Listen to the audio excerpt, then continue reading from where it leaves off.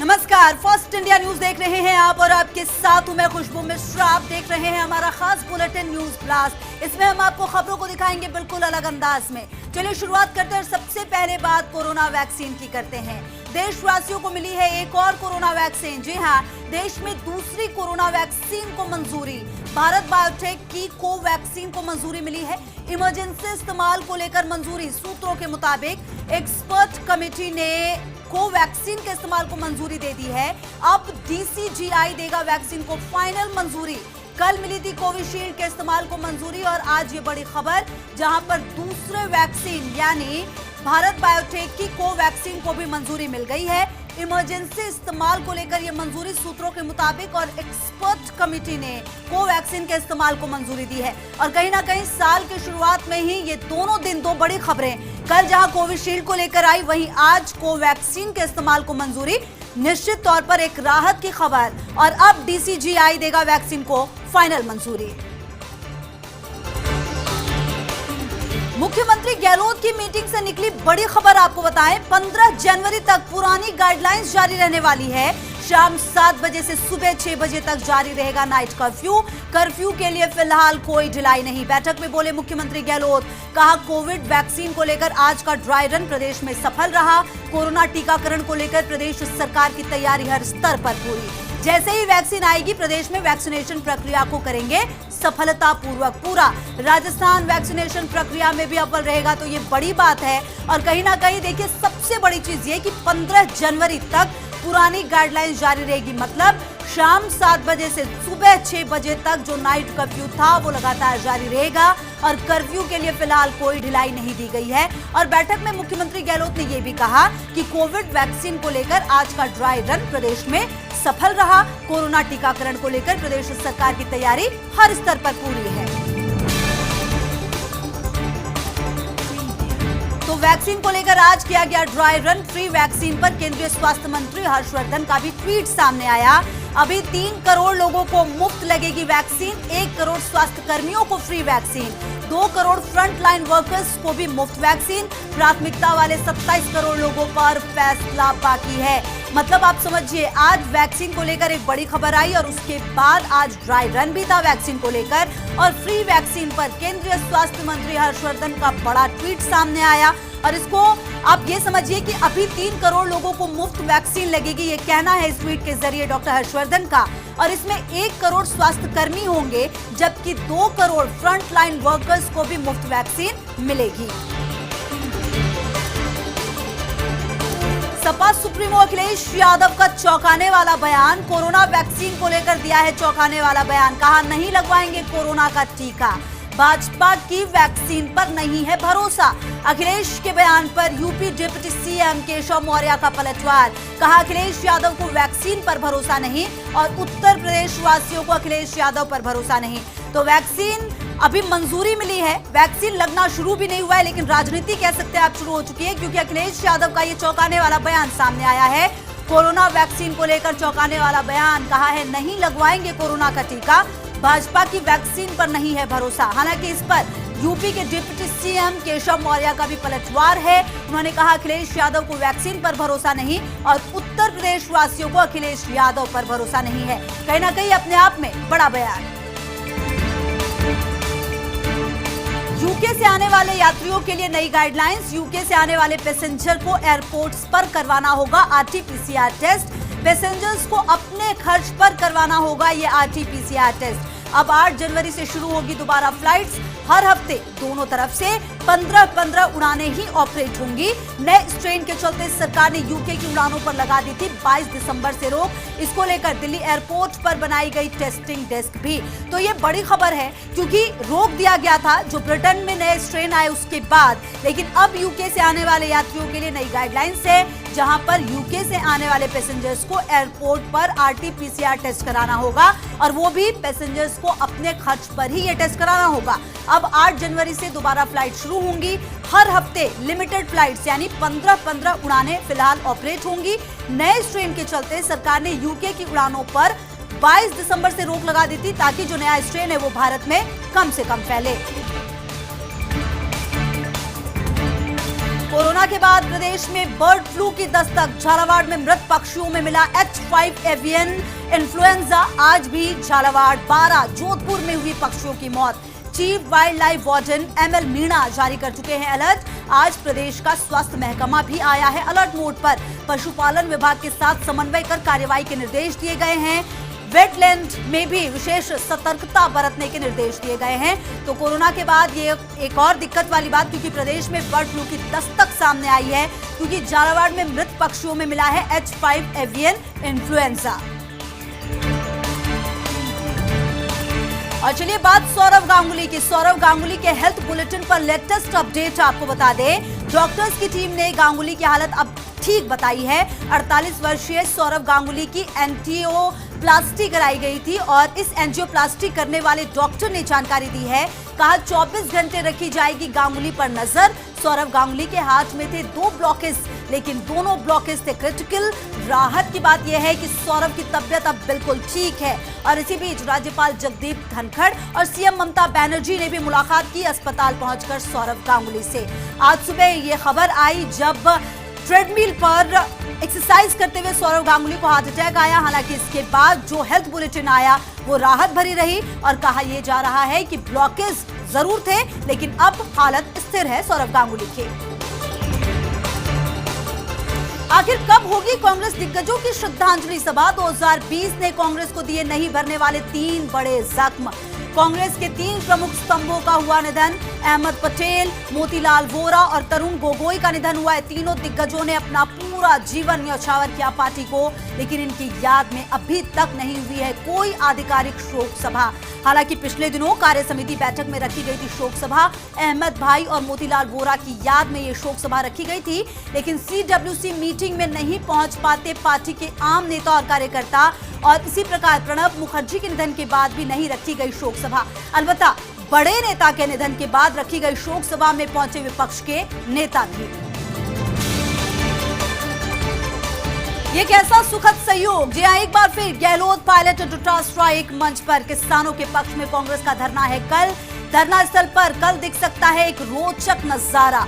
सचिन पायलट भी शामिल होंगे इस धरने में। मुख्यमंत्री गहलोत का भी धरने पर आने का कार्यक्रम है और PCC चीफ गोविंद सिंह डोटासरा भी रहेंगे इस धरने में मौजूद। ऐसे में अब राजनीतिक गलियारों में हो रही है चर्चा, क्या तीनों नेता एक समय धरने पर रहेंगे मौजूद? ये बड़ा सवाल। या फिर अलग अलग समय पर आएंगे धरने में शामिल होने के लिए? कल का दिन बेहद अहम होने वाला है, क्योंकि किसान आंदोलन को लेकर यह धरना रखा जा रहा है, जिसमें कहा यह जा रहा है कि सचिन पायलट भी शामिल होंगे। मुख्यमंत्री गहलोत का भी कार्यक्रम है और PCC चीफ गोविंद सिंह डोटासरा भी इस धरने में मौजूद रहेंगे। रोहित की वित्त राज्य मंत्री बनने की ख्वाहिश। विधानसभा में अक्सर वित्त मामलों पर बोलते रोहित बोरा। रोहित के पिता प्रद्युम्न सिंह भी रह चुके हैं वित्त मंत्री, लेकिन रोहित के सामने सबसे बड़ा रोड़ा है खिलाड़ी बैरवा। दोनों नेता एक ही जिले से आते हैं और खिलाड़ी बैरवा हैं सीनियर। मंत्रिमंडल के संभावित फेरबदल को देख सक्रिय हुए हैं रोहित।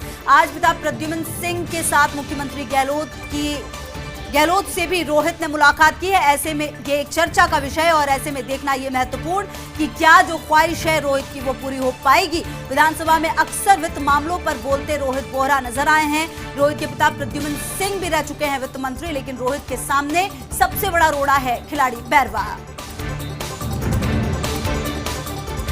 भविष्य में भाजपा के 2 बड़े चेहरे और सियासी गपशप, दोनों को लेकर सियासी गलियारों में वेटिंग सीएम की चर्चा।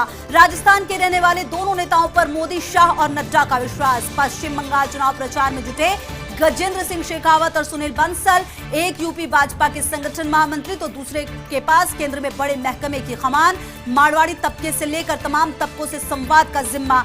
अलग अलग क्षेत्र में दोनों नेताओं ने झोंक रखी है ताकत। बहरहाल दोनों ही नेताओं के राजस्थान समर्थक उन्हें लेकर उत्सुक है। यदि बनती है भाजपा सरकार तो क्या दोनों में से किसी को 2023 में दी जाएगी राजस्थान की कमान? ये बड़ा सवाल है। आगे बढ़ते आपको बताएं, क्या जदयू में नहीं चल रहा है सब कुछ ठीक ठाक? पार्टी में तूफान से पहले के सन्नाटे की आहट। नीतीश के खास वफादार RCP सिंह को बनाया पार्टी का राष्ट्रीय अध्यक्ष, लेकिन RP सिंह लंबे समय से देखे जा रहे भाजपा कैंप में और उनके नीतीश का साथ छोड़ भाजपा ज्वाइन करने की भी चर्चा थी। ऐसे में उन्हें मनाने के लिए ही नीतीश ने सौंपी पार्टी अध्यक्ष की जिम्मेदारी। दरअसल पिछले चुनाव में RCP चाहते थे केजरीवाल फॉर्मूला लागू करना। फॉर्मूले के तहत आम जन की नाराजगी झेल रहे नेताओं के टिकट कटने थे तय, लेकिन लल्लन सिंह ने नहीं कटने दिया इन पुराने विधायकों का टिकट। इस पूरे घटनाक्रम से बढ़ गई थी आरसीपी सिंह की नाराजगी। अलबत्ता अभी तक एक फॉरवर्ड लॉबी कर रही आरसीपी सिंह का विरोध। ऐसे में बड़ा सवाल है, क्या ये तूफान से पहले का सन्नाटा है और क्या जदयू में काफी कुछ बदलने वाला है, ये भी देखना बेहद दिलचस्प होगा। तेरी मेहरबानियां, जी हां, चर्चा एक मेहरबानी करने वाले गामा साहब की। कमिश्नरेट में तैनात है गामा साहब। दरअसल गामा साहब की शराब व्यापारियों पर रहती है खासी मेहरबानी। इसी के चलते रात 11 बजे तक इनके इलाके में शराब ठेकों से आसानी से मिल जाती शराब। उसके बाद करीब 11:30 बजे तक थाने की चेतक पहुंचती इन दुकानों पर और कुछ चर्चा कर आगे बढ़ जाती चेतक। इलाके में स्थानीय निवासी भी गामा साहब की इस कार्यप्रणाली से खफा हैं, क्योंकि गामा साहब अपना तबादला भी करा लेते निरस्त। ऐसे में अब कमिश्नरेट के गलियारों में है जबरदस्त चर्चा, आखिर किसकी मेहरबानी है गामा साहब पर। एक बार फिर गुलजार हो रहे हैं पर्यटन स्थल। आज पर्यटन स्थलों पर उमड़ी पर्यटकों की भीड़। आमेर में आज टूटा पर्यटकों की आवक का रिकॉर्ड। कोरोना काल में आज आमेर आए सर्वाधिक पर्यटक। आज आमेर देखने कुल 6,863 पर्यटक आए, जबकि पर्यटकों से कुल 6,30,820 रुपए की आय हुई है।